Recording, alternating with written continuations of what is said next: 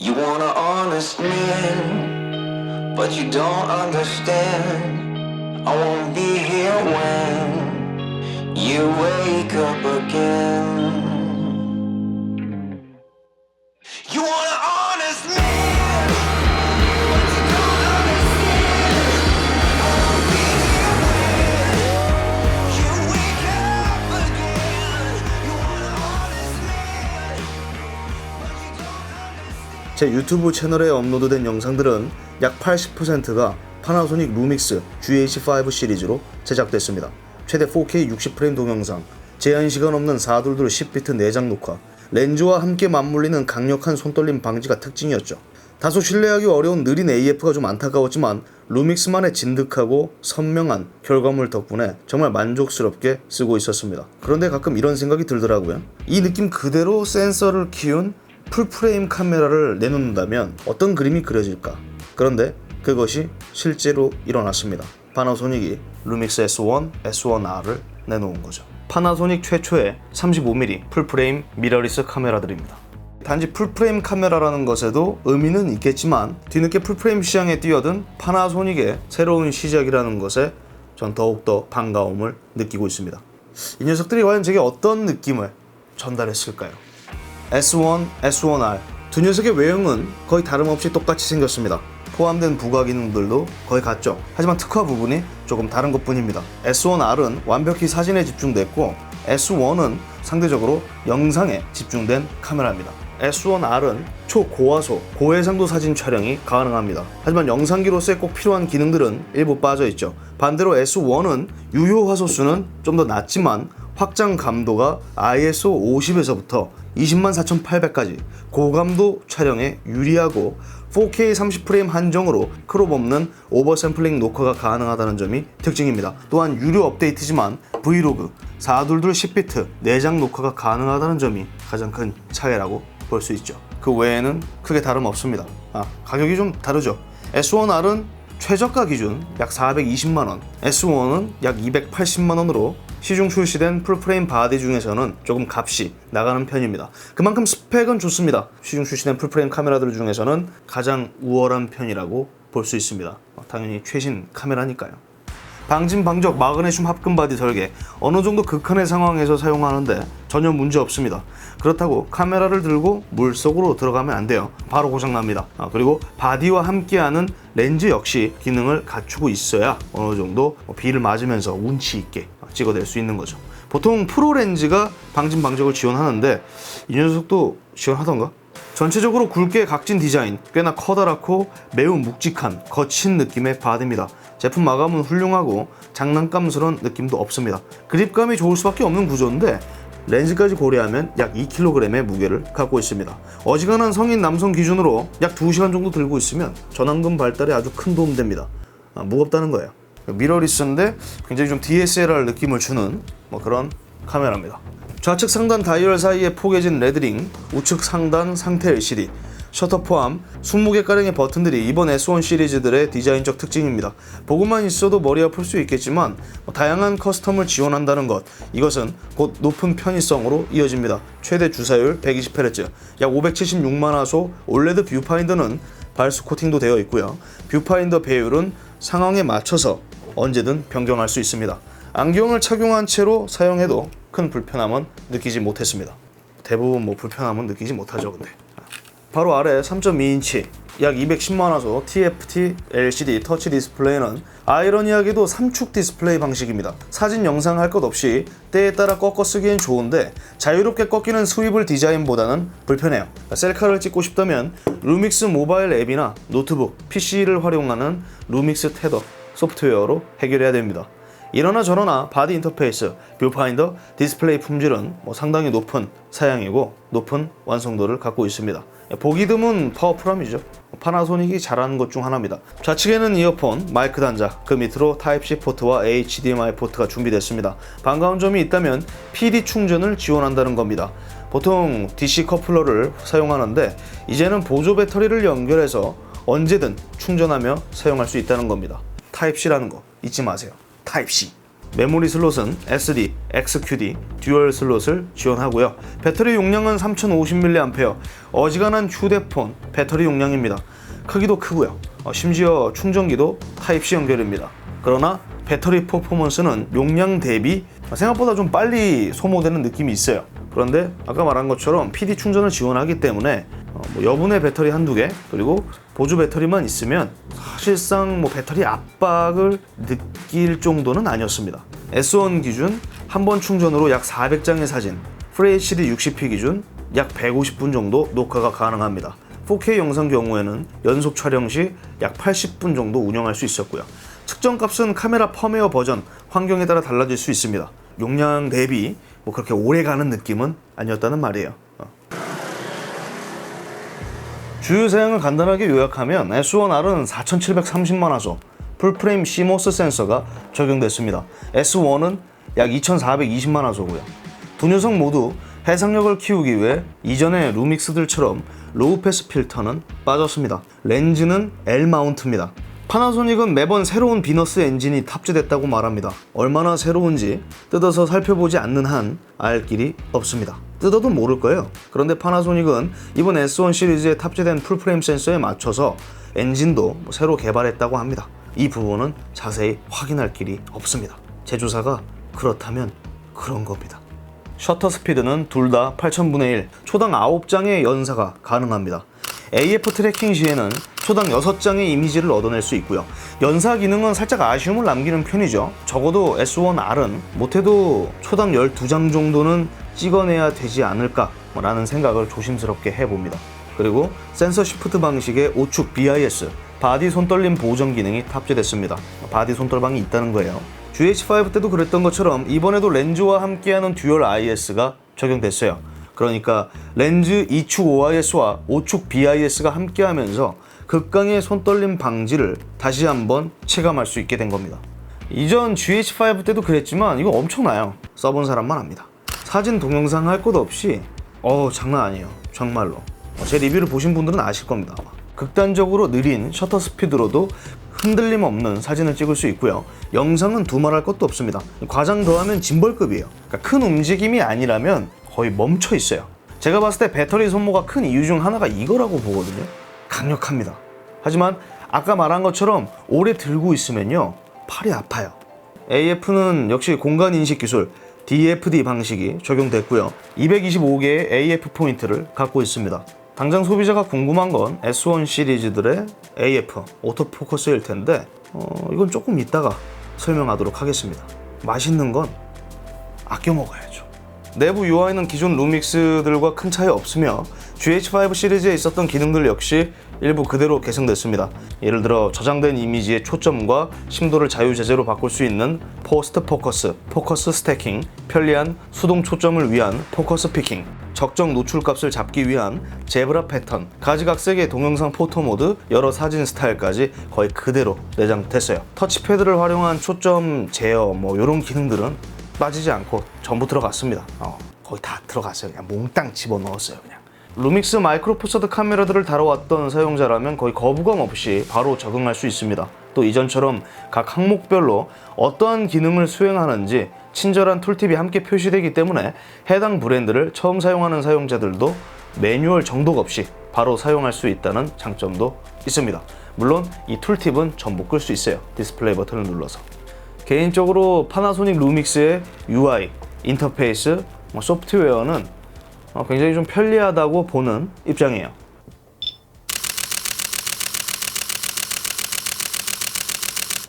자, 이제 결과물에 대해서 이야기할 시간입니다. 정말 오래 기다리셨습니다.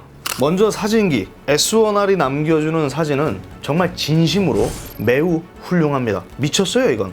14비트 로우 포맷, 3:2 비율, 기본 해상도는 8368에 5584, 폭발적인 선예도, 해상력, 완벽한 손떨림 방지 기능이 더해지면서 사용자가 어떤 구도로 어떻게 촬영하든 정말 아름다운 결과물을 남겨줍니다. 피사체를 정말 예쁘게 담아내는 카메라입니다. 취향에 따라 호불호는 갈리겠는데 찐득하면서도 굉장히 시원한 느낌을 주고 있어요. 그리고 굉장히 부드럽죠. 높은 다이나믹 레인지는 내가 원하는 완벽한 사진을 마무리하는데 아주 인상적이었습니다. 저조도 노이즈 역시 일정 수치까지는 아주 깨끗하게 잡아내는 편입니다. 이 판형 크기, 이미지 센서 크기의 차이를 확실하게 체감할 수 있는 부분이었습니다. 정말 멋졌어요. 그런데 이게 끝이 아닙니다. S1R은 고해상도 촬영 모드를 지원합니다. 한 번에 총 8장을 연속 촬영 후 결과값을 합치는 기능이에요. 그래서 최대 1억 8,700만 화소, 최대 해상도 16,736에 11,168, 사진 한 장당 용량은 330MB. 중형 카메라를 접해보지 못한 사용자라면 이 잔인할 정도로 거대한 사진 크기에 놀라움을 금치 못할 수도 있습니다. 용도는 눈치채셨다시피 대형 사진 인화에 적합합니다. 그 대신 대용량인 만큼 일반 사진보다는 처리, 저장 속도는 느리며 크게 움직이는 역동적인 피사체를 담아내는 데에는 다소 유용하지 않습니다. 그리고 손떨림 방지 기능도 사용할 수 없기 때문에 일정 셔터 스피드 확보가 어려운 저조도 촬영 시 삼각대는 꼭 필요합니다. 어떻게 보면 맛보기 수준이겠지만 풀프레임 카메라에서 중형 카메라 느낌을 갖게 해주는 카메라, 그게 S1R입니다. 다르게 생각하면 가성비는 좋은 거죠. 400만원짜리에서 1000만원짜리의 느낌을 받을 수 있다는 말이니까. S1은 S1R보다 사진 부분에 있어 당연히 퍼포먼스는 떨어집니다. 그러나 무시할 정도는 아닙니다. 최대 해상도 6000에 4000, 역시 고해상도 모드를 내장하고 있습니다. 9600만 화소, 최대 해상도 12000에 8000, 장당 약 175MB의 사진을 저장할 수 있습니다. 처리되는 이미지 해상도가 낮을 뿐 사실상 주는 느낌은 S1R과 크게 다르지 않습니다. 찍는 맛이 있어요. 그러니까 찍는 재미가 있다는 거예요. 그러니까 기계식 감성을 굉장히 잘 만들어요, 파나소닉이. 라이카랑 협업해서 그런가? 결론은 둘 다 사진기로서 역할은 충실하다는 겁니다. 고감도는 S1이 훨씬 탁월하지만 상업적인 용도라면 보통 일정 수치 이상의 빛은 모두 확보된 상태라고 보기 때문에 당연히 S1R이 더 적합하죠. 물론 그게 아니라면 S1이 가성비 측면에서 더 좋습니다. S1R은 정말 한 대는 갖고 있고 싶더라고요. 반납 안 하면 안 되나 이거? 어떻게 생각하세요? 왜 저래?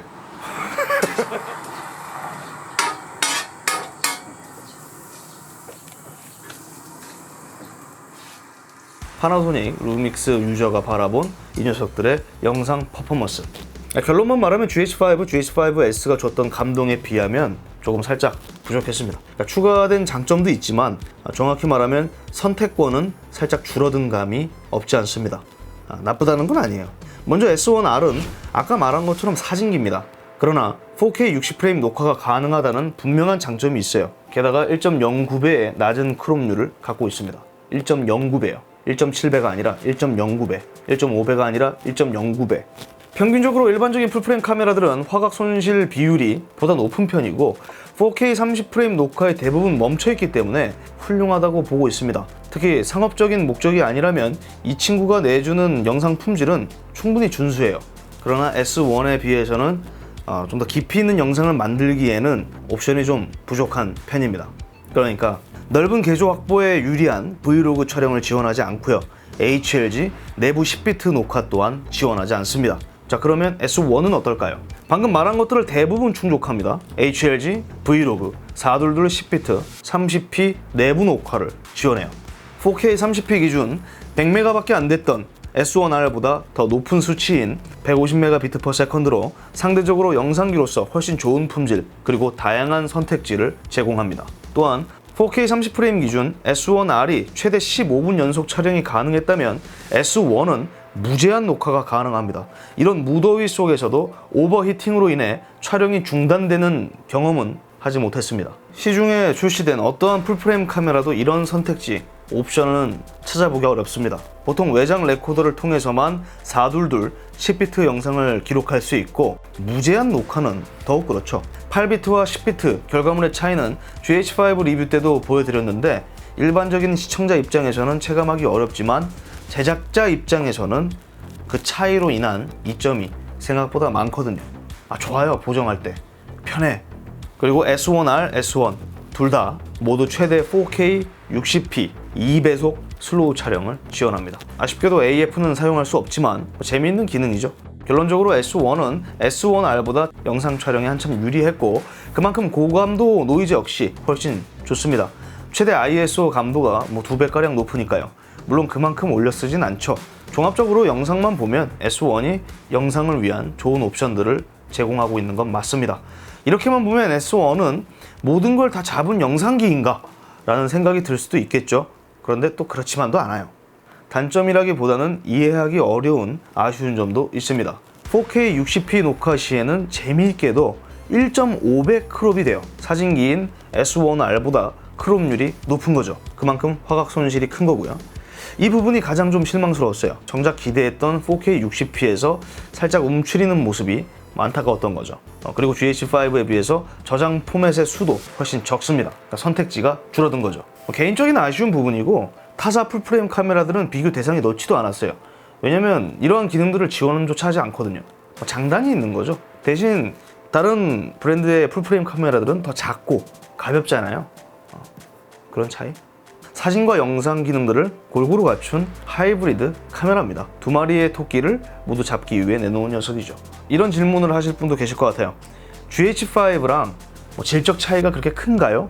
느낌은 조금 달라요. 그러니까 GH5는 진득하면서 또 거친 느낌의 결과물을 내줬다면 S1은 진득하지만 살짝 어둡고 부드러워요. 당장 혼합해서 사용하는데 문제는 없지만 어느 정도 보정 작업은 반드시 거쳐야 비슷하게 느껴질 겁니다. 같은 비너스 엔진이니까요. 전 개인적으로 GH5 시리즈의 그 느낌을 좋아해요.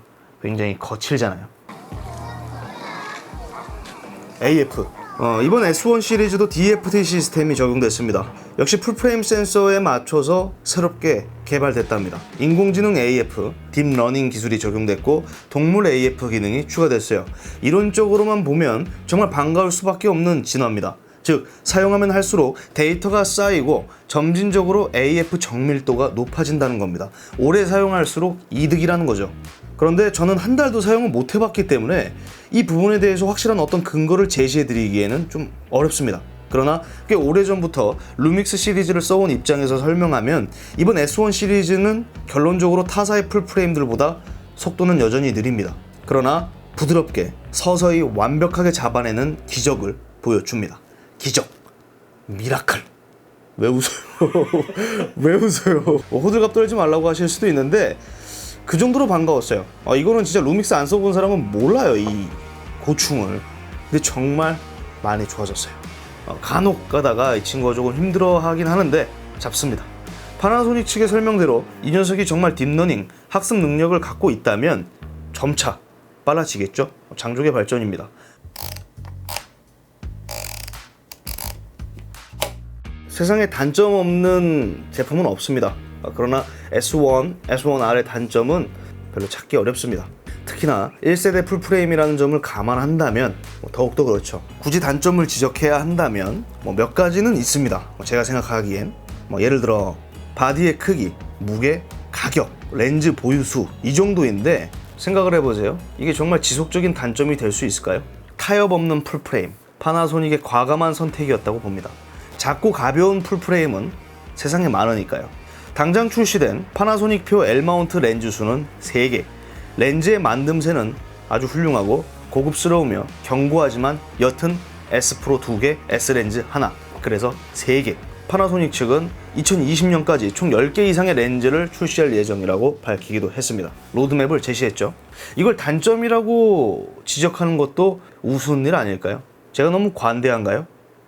그럴 수도 있는데 하이 아마추어와 프로페셔널 딱 그 중간 지점을 제대로 파고든 녀석들이라고 보는데 당장 가성비를 따진다면 쉽게 권할 수는 없겠지만 그 반대라면 충분히 가치 있는 카메라들입니다. 특히 S1R은 정말 2대를 사고 싶을 정도예요. 제가 준비한 리뷰는 여기까지입니다. 이상 디몽크였습니다. 시청해주셔서 감사합니다.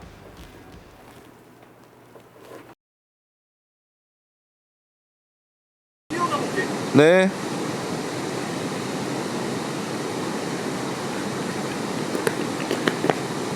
셔터 스피드 60이야. 잡았어. 파이팅! 됐어. 카트.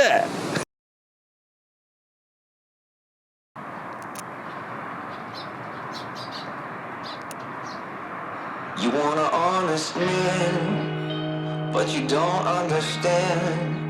I won't be here when you wake up again. You want an honest man, but you don't understand. I won't be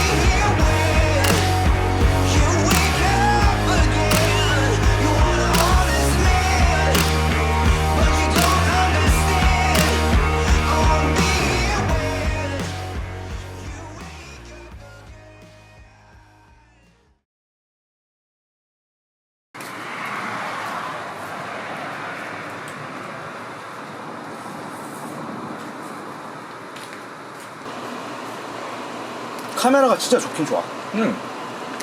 아까 사진이 S1R은 진짜 신경도 안 썼거든? S1R이 대박이야.